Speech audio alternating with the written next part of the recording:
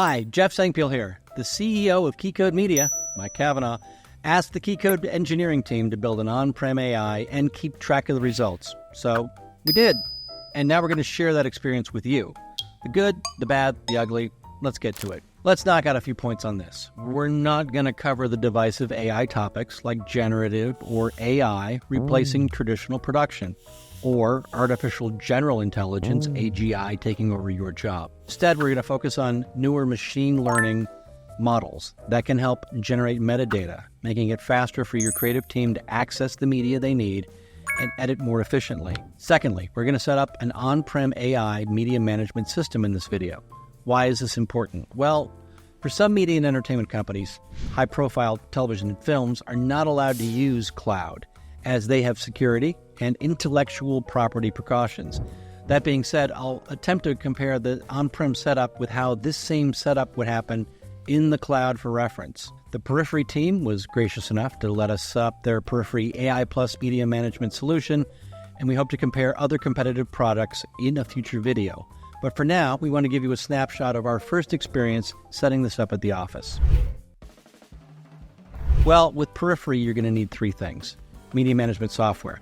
In this case, we're using an iconic server that we've spun up locally here at the KeyCode office. That's called the Storage Gateway. Yes, it is in the cloud, but you can run this locally. We also need a server with a beefy graphics card. Perifery is recommending on NVIDIA's A6000 EDA. Kind of hard to get your hands on those right now. So for the sake of availability, we've used an in-house NVIDIA Grid server, which is an older computer platform with a GPU update to a Tesla V100 card. That was the top of the game pre-pandemic.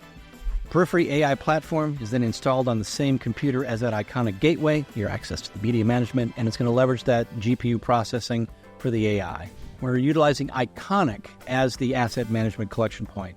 The system can then deliver metadata back to sidecar files if object storage is used on-prem. Perifery AI promises to be able to automate processes of labeling metadata for things like facial recognition, transcription, voice detection, translation, and object identification. It's a bit like how I've been using Google Photos since 2017.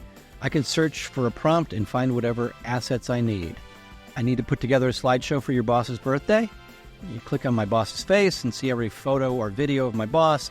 If you haven't used Google Photo to find all your receipts to do expenses, it's a game changer. Birthday's the 29th, by the way. Just a little bit more metadata for you. In a professional creative team, you can find that exact moment in every timeline that someone mentions sriracha sauce. You can find every part of a clip that has a sriracha sauce bottle. All of this processing could occur without the need of a team of assistant editors or story producers spending weeks manually tagging metadata. At least that's the promise. Of course, the Google Photo example provided before, that's based in the cloud, where Google has 4 trillion assets across 1 billion Google Photo users to train that machine learning on. What happens when you try to replicate that experience on a private server using only your media and team? Let's take a look. We'll start with the basics of how the Perifery system is set up in our iconic asset management system. First, transcribe and summarize. Perifery can transcribe all of your content. It can summarize visually what is happening in a frame of video, the line of dialogue, object detection and facial detection. Perifery can detect objects and faces. You can find all the clips with that specific talent or that product shot. With auto-translation, you can convert any file to another language. Por ejemplo, convertimos este episodio al español. Y si lo ves, en realidad no hablo español. On paper, you can easily see how this is a very useful tool for creative departments. You find the file, the clip, or part of the timeline that you need. You save the bottom line, not having to pay for an army of metadata taggers to organize the media libraries. The thing also is, this is work that we probably wouldn't have paid to do in the first place because it's too big of an ask on the budget. To get back to setting up the system, if AI is truly going to reduce our need for metadata taggers, what is the setup going to look like? How do you train the AI, especially when it's on-prem, locked out from the models and libraries that are used by cloud service providers like Azure, Google, and AWS? Let's start with object detection, and then we'll get into facial detection. For the on-prem version of Perifery, you need to provide 10 to 15 still images of the object or face. Since the system cannot access the internet, there's a bit more manual work to get the algorithm ready to detect objects. For objects, we figured we'd identify partner logos like Adobe and Avid.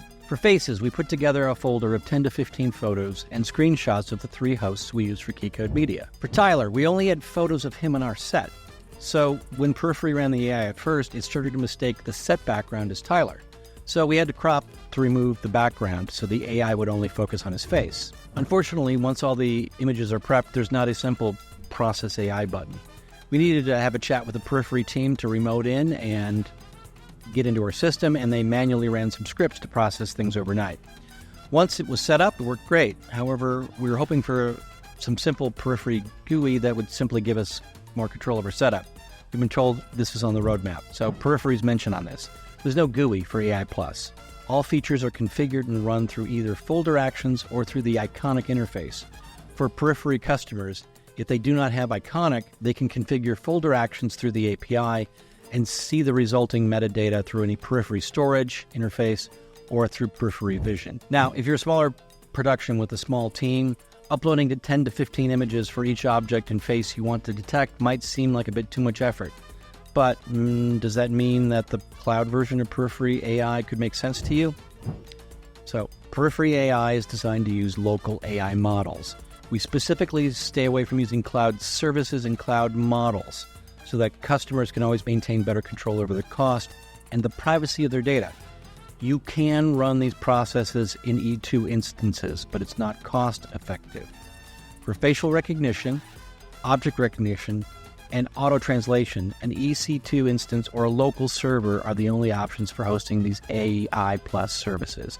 EC2 is a computer inside of Amazon. The only difference in configuration is the location of your server. So the process of adding the 10 to 15 images, it remains the same. For a typical reality TV show that shoots 700 hours of footage for one episode, the cost of processing AI metadata in the cloud could be around $42,000. If your shoot ratio is more like 50 to 1, it only costs about $3,000 to process your camera originals. Back to our on-prem setup, let's talk about setting up Transcribe and Summarize. For Transcribe, we told the Perifery system which files we wanted transcribed. They remoted into the system, and transcribed files were available in a few hours. For Summarize, our team had to use 5 sample files and type in metadata as a sample of what a successful summary would look like. Perifery team then used the 5 completed video files to train other files on the system. So there's also a Chat GPT option for Transcribe and Summarize. And Perifery's told us this: AI Plus can be configured to use cloud models like OpenAI specifically for Transcribe and Summarize. For this, we have a specific deployment model for Iconic to do this, which does not require any EC2 instances. This could be updated to support other asset managers like CatDV, etc., with about a 2 to 3 week lead time. Upside of using this version of Transcribe and Summarize is that you don't need a server to run it. Primary downside of using this is you have to pay OpenAI for every second of content that's being processed. Customer plugs in their own OpenAI API key as part of the deployment and config. So how much does this all cost? So an Iconic license is going to run you about $49 a month.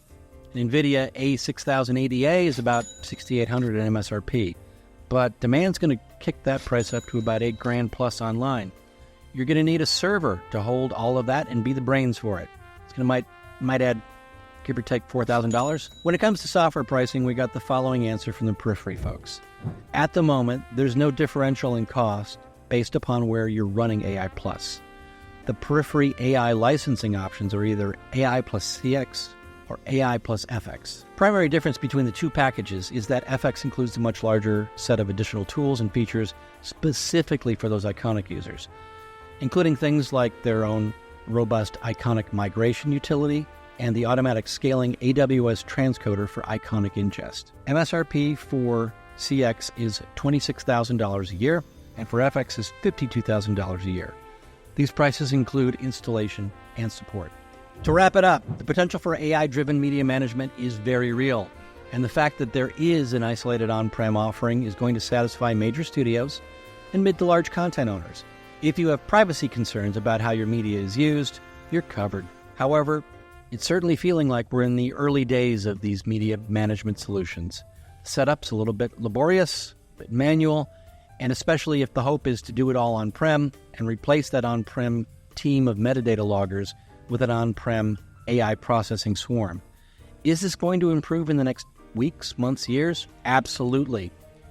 AI is iterating faster than any other technology today. Just take a look at NVIDIA's stock price.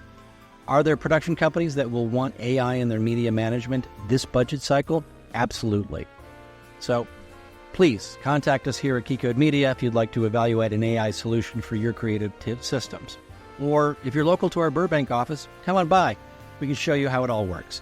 Contact us on the Keycode website for more information. And please, since we're here, like and subscribe to Keycode Media on whatever preferred social media platform it is that you're using to watch us. Thanks, and have a great rest of your day.